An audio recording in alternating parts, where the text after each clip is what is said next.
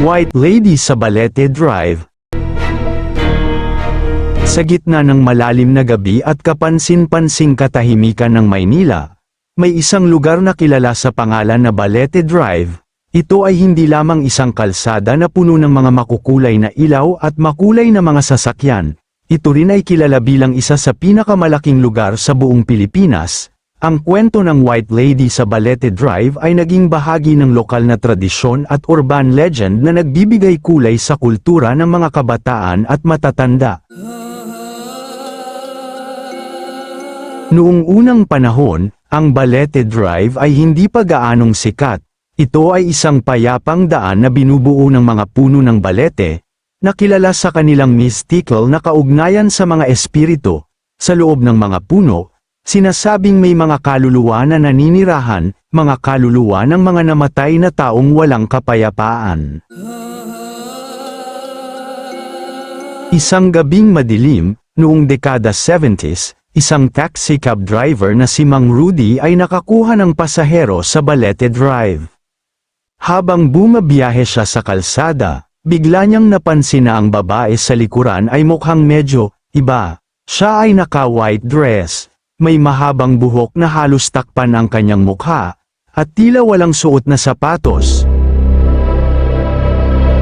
Nang huminto si Mang Rudy sa traffic light, tiningnan niya sa salamin ang kanyang pasahero, ngunit wala siyang nakita. Wala talaga. Napagtanto niya na ang babae ay biglang nawala. Pag-uwi ni Mang Rudy, nababalisa siya habang iniisip ang pangyayari, ngunit hindi niya inisip na ito ang simula ng isang mas malaking misteryo na magpapatuloy hanggang sa kasalukuyan. Maraming taon na lumipas, ang kwento ng White Lady sa Balete Drive ay patuloy na kumakalat. Maraming mga tao ang nagsimulang magkwento ng kanilang sariling karanasan sa lugar na iyon.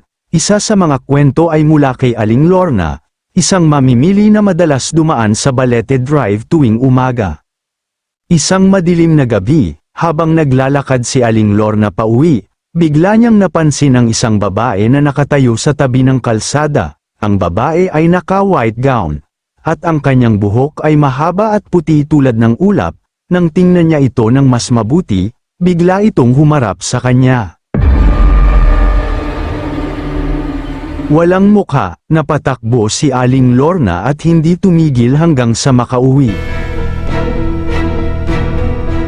Ang iba pang mga testigo ay nagsasabi na minsan, kapag nagda-drive sila sa Balete Drive, makikita nila ang isang babae na naghihintay ng masasakyan. Kapag pinasakay nila ito, bigla itong mawawala sa loob ng kotse o sasabihin sa kanila na ihatid sila sa isang lugar na wala naman sa mapa.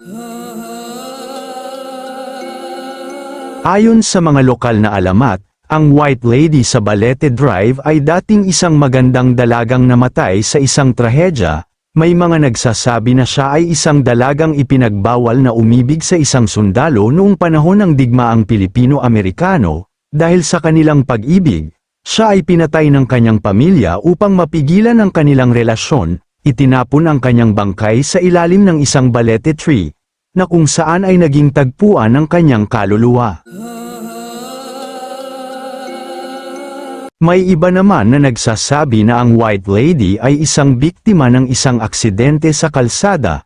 Sinasabing siya ay tinanggalan ng buhay dahil sa isang bar-ilan o nasagasaan ng sasakyan. Hindi niya natapos ang kanyang buhay, kaya't patuloy siyang naglalakbay sa Balete Drive, hinahanap ang hustisya o ang taong makakapagbigay sa kanya ng kapayapaan. Sa kasalukuyan, ang Balete Drive ay kilala na hindi lamang bilang isang lugar para sa mga thrill seekers kundi pati na rin bilang isang tourist spot para sa mga interesado sa paranormal activities. Madalas na may mga grupo ng mga kabataan na nagpupunta roon tuwing gabi upang subukan ang kanilang lakas ng loob. May mga nagsasabi na naririnig nila ang malalim na hinaing, mga yabag ng mga paa, o kaya'y mga kulog na tila hiyaw ng isang babae. May mga dokumentaryo at TV show na sumusubok na eksplorahin ang misteryo ng Balete Drive. Isang grupo ng paranormal investigators ay nag-install ng CCTV sa lugar. At sa isang video na kanilang nakuha, may nakita silang isang malabo at manipis na imahe ng isang babae na naglalakad sa gitna ng kalsada. Walang nakarinig ng anumang tunog. Pero ang imahe ay hindi maitatanggi. Ang kwento ng White Lady sa Balete Drive ay hindi lamang tungkol sa takot o misteryo. Ito ay isang paalala na ang ating mga kalsada, mga lugar, at mga puno ay mayroong kasaysayan na dapat igalang. Maaaring ang White Lady ay simbolo ng mga kaluluwang hindi pa nakakamit ang kapayapaan dahil sa mga hindi tapos na bagay sa kanilang buhay. Para sa mga taong naniniwala, ang Balete Drive ay hindi lamang isang lugar na puno ng mga multo, ito ay isang daan patungo sa pag-unawa sa ating nakaraan at sa mga lihim na sumasakop sa mundong di nakikita. Hanggang ngayon, maraming mga tao ang patuloy na nagtatanong, totoo ba ang kwento ng White Lady sa Balete Drive? Kung ikaw ay maglalakbay sa lugar na iyon sa gitna ng gabi, siguraduhing huwag mong lalapitan ang anumang babae na naka-white dress. At kung sakaling marinig mo ang isang malungkot na hiyaw, huwag kang lilingan, dahil maaaring siya na ang hinahanap mo. Ngunit kung gusto mong subukan ng iyong lakas ng loob, baka ikaw ang susunod na magkukwento ng iyong sariling karanasan sa Balete Drive. Maraming salamat sa muling pakikinig ng maikling kwento. Kung gusto mo pang makinig ng iba't ibang kwento, bisitahin ang playlist ng mga kwentong kababalaghan sa aking YouTube channel, at huwag kalimutang i-subscribe ang Jonas Mini Vlog para updated ka sa bawat kwento.